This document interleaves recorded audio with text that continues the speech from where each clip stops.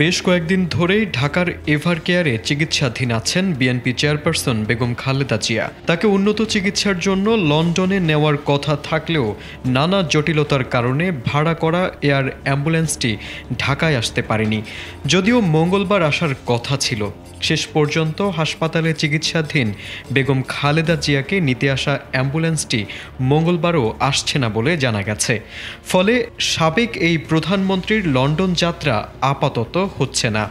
এ নিয়ে পঞ্চমবারের মতো পিছিয়ে গেল বেগম জিয়ার লন্ডন যাত্রা।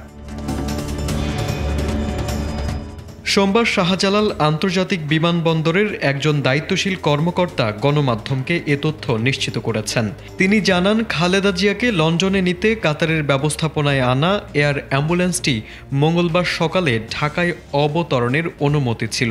তবে আজ সেই অনুমতি প্রত্যাহারের জন্য তারা বেসামরিক বিমান চলাচল কর্তৃপক্ষের কাছে আবেদন করেছে। অর্থাৎ মঙ্গলবার এয়ার অ্যাম্বুলেন্সটি আর আসছে না এবং খালেদা জিয়ার লন্ডন যাত্রা আপাতত হচ্ছে না।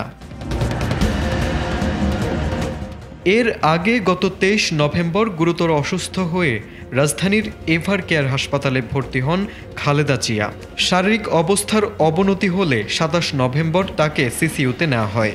বর্তমানে দেশি ও বিদেশি বিশেষজ্ঞ চিকিৎসকদের সমন্বয়ে গঠিত একটি মেডিকেল বোর্ডের নিবিড় তত্ত্বাবধানে চিকিৎসাধীন আছেন বেগম খালেদা জিয়া।